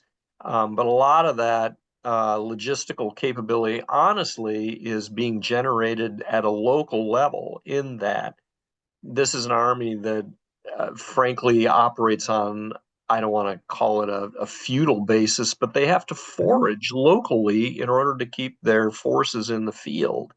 So I and Justin Pike, may countervene me on this, but when I look at the basis for this Japanese strategic air campaign, I don't think it's got a lot to hang its hat on, just because there aren't that many targets within China that can be attacked. That's kind of my opinion on the matter, but I could be wrong. Civilian population areas can be attacked, Oh, yes, for sure. and as we're going to see, that is That's a going different to thing. Morale and yeah. terror bombing is a whole different can of worms. So, To that end, the Japanese also insist, as we all know, that the aerial campaign is not going to be the only thing that's going to get this done. They say the Army General Staff says that the Japanese Army should engage in full-scale warfare in northern China, occupy Shanghai, and blockade the coast. To yep. this, Hirohito instantly gives his approval on August 31st. Hirohito stated his stance on the situation, emphatically saying that the Japanese forces in Shanghai and North China as a whole should, and I quote, destroy the enemy's will to fight and wipe out resistance in the central part of Hebei province, which is that area around Shanghai. Amidst all of this, Hirohito sanctioned the deployment of even more troops to China without declaring a war. Japan had, at this stage, as I put in the notes, had to wage war in China. Yeah, yeah. And this is now a maximal effort on the part of the Japanese army, and they don't have the ability to put millions and millions of people overseas. I mean, the fact that you're putting 500,000 troops into China at this point, that's a substantial quantity of the Japanese army that they are committing to this thing. A lot of dudes. A lot of And dudes. and I made note in the notes to say that Japan had yet to declare a formal state of war, and they won't. Right. They won't because they fear, as we all know, that the United States was a major supplier of multiple forms of raw material, not the least of which is oil, Oil and scrap iron and all that all good kinds of stuff. stuff. And Yep. they're afraid that if the Japanese are very afraid that if they say, all right, we're going to war with China right now, it's a formal war, but boom, that the Right. US is going to slap sanctions on Japan, which, of course, as we know, will happen, but not now. In a few years. Yeah. And they're afraid that this is going to disastrously affect their economy, which by now the war is already starting to affect the Japanese economy. And it already had been, we can back up even further than that. The Great Depression dramatically affected Japan's economy, and the fact that there were extremely high tariffs that were erected against the Japanese had done things like annihilated the domestic silk industry within Japan. And so that's one of the things, frankly, that had kind of pushed the army towards ultranationalism, is that the army, having traditionally drawn its manpower from the the rural regions within Japan, is keenly aware of the toll that the Great Depression has taken out on the farmsteads within Japan.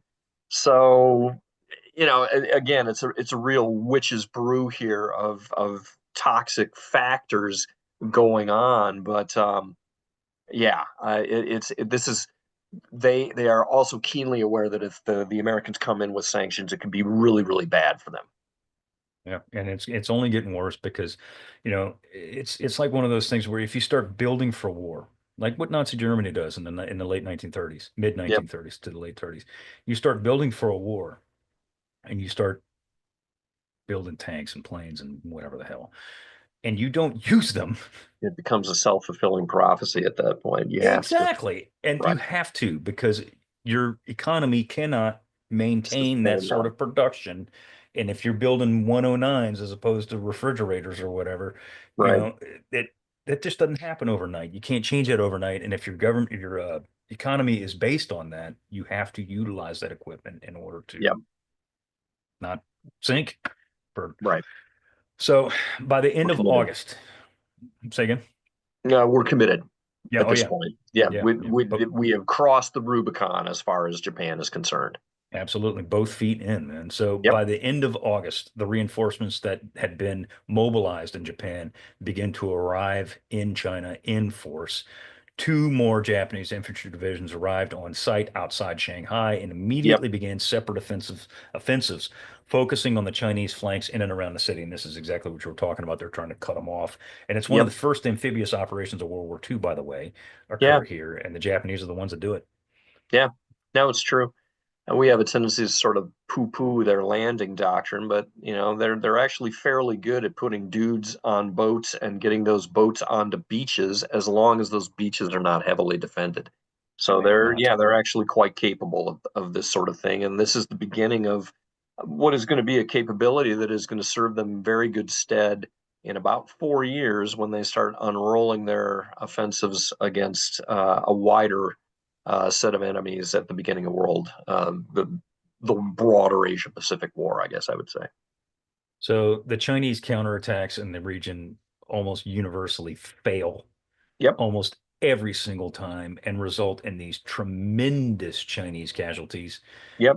And they're quite often human wave attacks, a la early Eastern Front 1941 kind of stuff, where they're just sending waves and waves of people at the Yep. Japanese, and the Japanese, who are better equipped, better trained, and in defensive positions, just mow Mow them. them down Yep. over and over and over again. Now on the defensive, the Chinese had to react to every Japanese move, and the Japanese are just pouring more people. So the situation goes from somewhat tenable to not good to absolutely terrible at this point for the Chinese. Yep.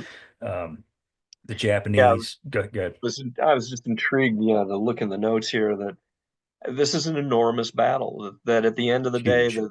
the Chinese are going to push 750,000 men into this fight for Shanghai against 250,000 Japanese. So this is the largest urban combat that we are going to see until Stalingrad in 1942. But the end result of it is going to be that, yeah, the Chinese are just going to lose dreadfully. Yeah, big time. And the Japanese now start to make use of their fire and maneuver tactics. They Yep. start to purposely, obviously, they're trying to drive the Chinese out of Shanghai. That's the whole goal here. But they're also trying to force fights out in the open so they can use their artillery, so they And can their air use their power. tanks and their air powers, things that are a little trickier to use inside of a city if you don't want to get your own people killed. Right. And they just start rolling over the Chinese left and right. By the middle of September, the Japanese mobilized no less than 10 more reserve battalions just to replace the casualties. So while we talk about Chinese casualties, Japanese casualties are high too, Are significant. very high, Yeah. very high. They start mobilizing people in the homelands and the home islands to reinforce and take, just fill the gaps, really. Yeah, Shanghai is basically going to be reduced to ruins as a result of the combat here, which is going to go on for what, the better part of 3 months Yeah. to take this place out. But eventually, what ends up happening is that the Chinese defenses begin to visibly weaken, and the Japanese, for their part, wanting to bring this thing to a close, end up throwing four divisions against the Chinese in a sort of a large scale assault. And they make very good progress in clearing significant portions of the city, but then they run into this place called the Wusong Creek, Mhm. where for the first time in weeks, Chinese resistance actually stiffens along a series of defensive positions that are on the opposite shore of this creek that's actually a small river. And the result is that when the Japanese put in massed infantry attacks against this position, which is 6 miles long, Mhm. the Chinese artillery actually shows its face for basically the first time in this battle. And the Japanese suffer very, very heavy casualties along here, and it bogs down this offensive yet again. It does. It bogs down into the end of until about the middle of October. Yeah, And it's kind of a stalemate. We talked about digging trenches in Shanghai. Well, they're digging zigzag trenches here along the Wusong Creek, and it's doing the same damn thing. The right. casualties are starting to pile up. On October the 25th, fresh Japanese troops get into the line, finally break through the stalemate there along the Wusong Creek. They fight all through the night into the next day. A small foothold on the opposite side of the creek is established, and quickly they just It's pour game guys over. across. Yeah, Yeah, it's over with now. yeah, It's yeah. over with. Yeah, once the Japanese can get into close combat and use their superior tactics, yeah, it's not going to take long before that position is going to get levered close. I have a disconsolate Kaga down here on the ground, Oh, the cat. yeah, making, which is ironic, considering that the real Kaga was off Shanghai at this juncture in That is time true. and doing its thing. So anyway, That is true. so So the Japanese launch, like you were saying, the final assault, they basically encircle what's left of the Chinese forces in and around the area and just absolutely crush them. yep, Um, Chiang, at this stage, he's the one that chose Shanghai for the yep, reasons that we already went into, and we don't have to go into them again. He's at the end of his rope because yep, it's like the battle that he was hoping, obviously, would end in his favor has is ended not a rout. disaster. Yeah. Yeah. He misjudges completely the Japanese determination to throw meat into the grinder over Yep. and over and over again.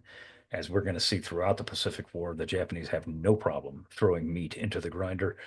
Um, Chiang is now faced with a very real threat that his entire force is going to be just wiped out Wiped out. and killed. And it was It's time to obvious. cut your losses and get out of here. Yep. Cut bait and run, my friend. And that's exactly what they do. On November the 11th, 1937, the battle officially ends. 3 months. This has been a bloodbath Yep. reminiscent of World War One.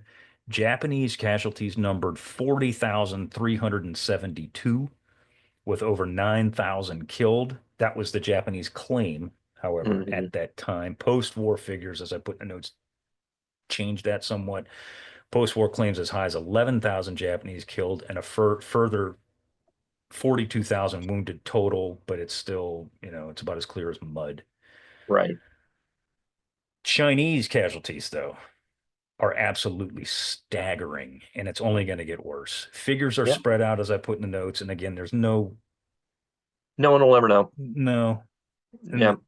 but they say between 187 to 250,000 people are lost, Chinese, Yep. just military, by the way, are Yep. lost in this operation. The best divisions, which were the German ones, German trained ones that you were talking about earlier, are completely wiped out. They're devastated in the city. They're gone. They're done.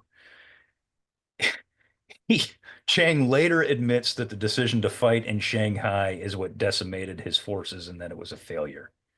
Yeah. But as I put in the notes, was it? Because of the attention that it garners in the world view, though. Right. Right. Exactly. Yeah. So the disaster here ends up sowing the seeds, at least for future U.S. aid or entry into this war, I guess I would say, in that there's a growing perception within the U.S. at this point that Japan is just not a trustworthy partner. That this is a country that has gone rogue. That they cannot be appeased. That their goals for conquest are open ended, and that what they're inflicting upon the Chinese people is just absolutely insupportable. And to an extent, the Japanese are their own worst enemies when it comes to this sort of thing because their army is horrible and barbaric and they're just awful wherever they go. And so, yeah, they are. This is the beginning of just the horror show that is going to become this larger Japanese army campaign within China, which is going to carry off probably between 15 and 20 million Chinese civilians, many of them at the point of a bayonet or a bullet or, God knows what else. So, yeah. But the net result is going to be that whereas at the beginning of this incident, if you had polled your average man or woman on the street in the US as to who they thought was in the right or in the wrong, it would have been split roughly 50-50 China versus Japan. By, a year or two into this conflict, it is going to be lopsidedly anti-Japanese is going to be the average perception of the American citizenry. So to that end, staging the fight in Shanghai eventually, not immediately, but Yes. eventually gets Chiang what he wants because the press, the Western, and it's by and large Western press, it's American, Yep. it's Dutch, it's British, mostly US and Brits, are taking pictures of dead Chinese babies and Yep. stacks of bodies and destroyed cityscapes and whatever. And Yep. they're sending this stuff back to the United States and Great Britain and France and wherever else. And the Western populations are eating it up. And exactly as you say, all these horrible, barbaric Japanese, yet none of the Chinese atrocities are mentioned either, which we know occur. But that was not their intention. Right. The Western press is pushing this issue because again, this is an international city, and there are tons of Western press Observers here. observers there. Yeah. Yeah, I So mean, throughout this entire conflict, the American citizens that are in the city have been locked into their enclave, guarded by U.S. Marines who are, watching what's going on in the broader absolutely. city around them.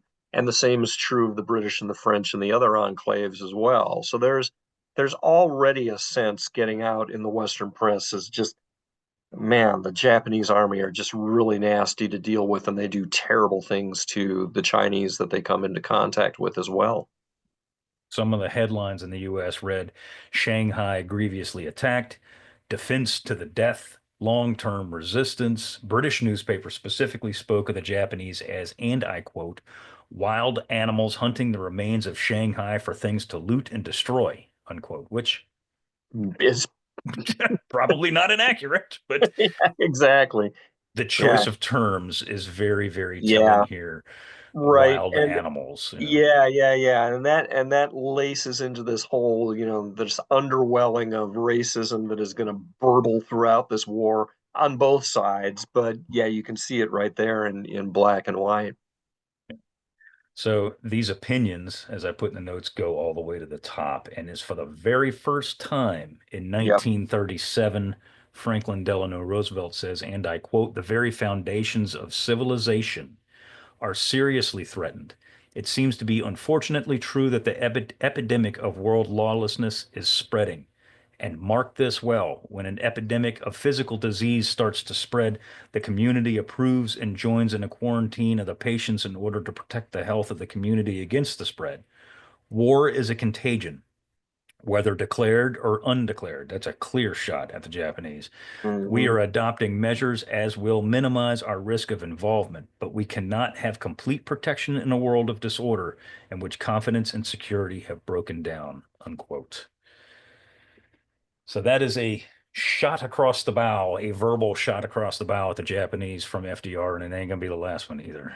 Yeah, but unfortunately, of course, that is basically all he can do at this That's point it. because, again, because of domestic politics here in the US, there's no ability to directly influence this conflict at this time, either in the form of hard power to, try to shut this thing down, or softer modes of power to get more aid to the Chinese nationalists than they otherwise might have. So, yeah, Yeah, FDR's hands are essentially tied at this point.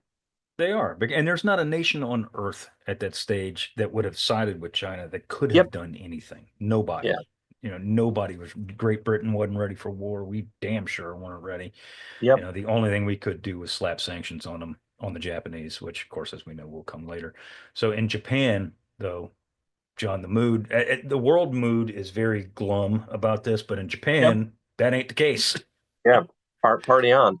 And to an extent, you can understand it. I mean, Sure. this is a traditional enemy. They are a much larger enemy, and yet here in a clear-cut contest in an enormous city, despite the casualties of which the Japanese population are not broadly aware, their army has triumphed and has taken this enormous city away from the Chinese. And so, yes, they're aware that there were significant casualties, but overall they see the progress in China as being good.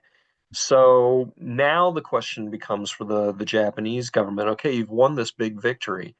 Do you stop now and try to negotiate? Have you sufficiently chastised your enemy, or do you go on? And so that is going to end up being the question here that has to be solved within the higher ranks of policymakers within the Japanese government.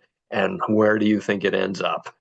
Exactly. Yeah. And, we talked about rogue Japanese military officers and hawks, if you, for lack of a better term, used to Right. the 1960s terms hawks and doves. So one of the loudest hawks was a diplomat, Matsuoka Yosuke.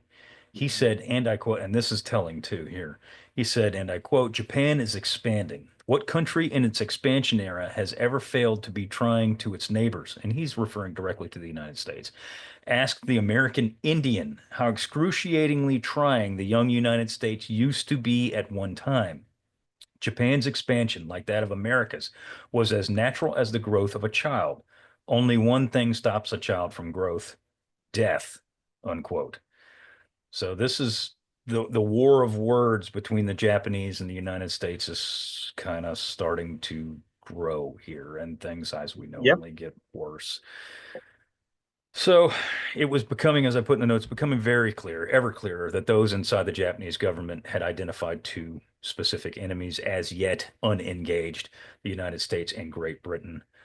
Those sentiments are only going to grow inside of Japan in the coming years as they continue to prosecute this war in China. Undeclared war, but it's a war all the same. Which It is doesn't going to matter. see them increasingly isolated, both diplomatically and economically. And fast forwarding again to 1941, when we, start leading up to the Japanese decision for war, they're going to declare that they are surrounded by enemies. The ABCD alliance, America, British, Chinese, and Dutch. It's like, yeah, you are.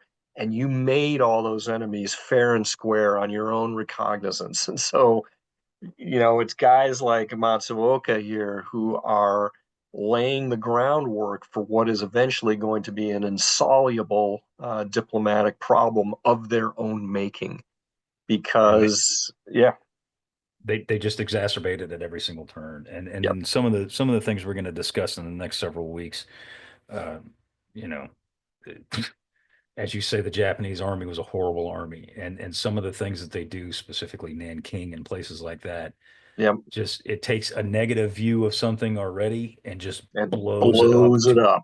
biblical proportions, Yep, and they're digging their own their grave, own really. long-term grave. But Yeah. yeah, here in the heady days of the fall of 1937, it doesn't look like that at all as far as Japanese domestic consumption is concerned.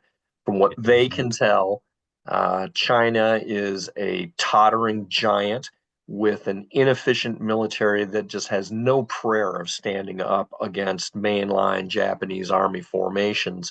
And so, how could this be anything other than a godsend opportunity that is just, ripe for the picking?